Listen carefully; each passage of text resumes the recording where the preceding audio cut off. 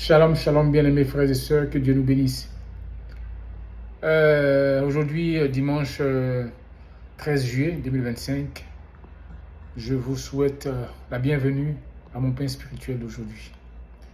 Et à mon pain spirituel, aujourd'hui, je vais vous parler de ce thème que j'ai dû traiter ce matin à l'église. Le Seigneur m'a fait la grâce d'être désigné ce matin pour prêcher dans notre communauté, pour exhorter, pour partager l'évangile de Christ dans notre communauté. Et à cet effet, j'ai traité un sujet qui avait pour thème le réveil spirituel. Oui, bien aimé, le réveil spirituel, parce que de nos jours, les temps sont mauvais. Les temps sont mauvais et c'est le moment plus que jamais de se rapprocher davantage du Seigneur. Pour ceux qui ne le connaissent pas encore, de le faire.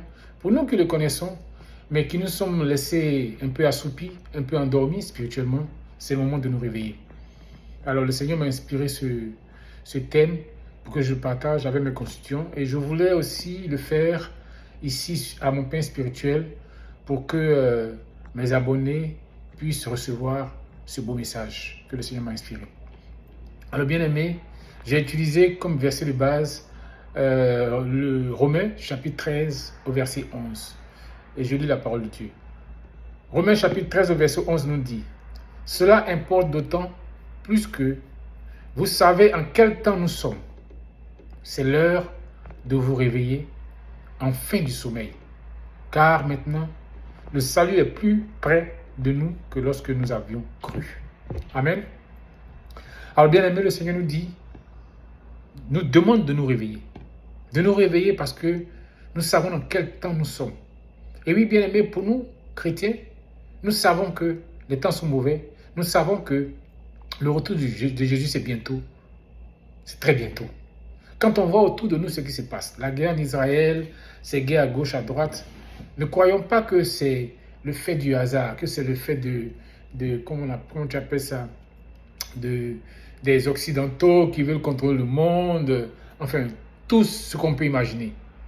C'est vrai, c'est par cela que ça passe. Mais la réalité, c'est que c'est la fin des temps qui approche. À grands pas, à grandes enjambées. C'est pour ça que le Seigneur dit ceci: cela importe d'autant plus que vous savez en quel temps nous sommes. Bien-aimés, c'est le moment de se réveiller. Ça arrive à tous, chrétiens, à tout chrétien, d'avoir des moments de sommeillement, d'avoir des moments d'assoupissement, d'avoir des moments où la parole de Dieu ne fait plus son même effet dans nos vies comme dans le passé, comme au début de notre conversion. Bien-aimé, si ça t'arrive, c'est plus ou moins normal. C'est vrai que ce n'est pas bien, mais c'est normal, ça arrive à tout chrétien. Et qu'est-ce qu'il faut faire? Il faut lutter. Il faut lutter parce que ce n'est pas Dieu qui le fait. Ce n'est pas Dieu qui t'endort spirituellement. Évidemment, si ce n'est pas Dieu, c'est que c'est l'ennemi, c'est le diable. Alors, il faut se battre. Il ne faut pas baisser les bras. Il faut résister. Il faut persévérer. Et il n'y a pas de secret. Sinon, il n'y a pas d'autre manière de le faire que de suivre ces conseils que je vais vous donner. C'est simplement la prière. Il faut prier. Comme le Seigneur le dit dans 1 Thessaloniciens 5, verset 17, priez sans cesse. Nous devons avoir une vie de prière sans cesse. Nous devons prier en tout temps, en tout lieu, en toutes circonstances. C'est d'ailleurs ce que nous recommande la parole de Dieu. C'est la prière qui va t'aider à te réveiller. Car qu'est-ce que la prière? C'est communiquer avec le Seigneur, échanger avec Dieu. Alors, si tu échanges avec Dieu, Dieu te communiquera la force, par son esprit, la capacité de te relever et de te réveiller. Bien-aimé, c'est aussi la méditation de la parole. Oui.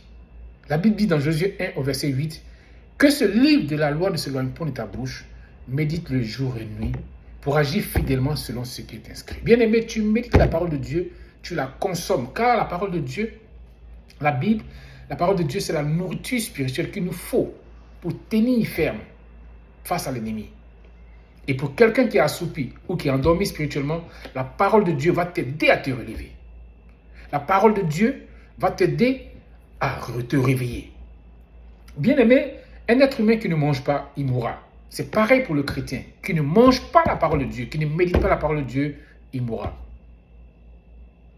Alors, pour éviter de demeurer dans la mort spirituelle, bien-aimé, luttons, battons-nous contre la paresse, contre la négligence, contre l'assoupissement et méditons la parole de Dieu et prions sans cesse.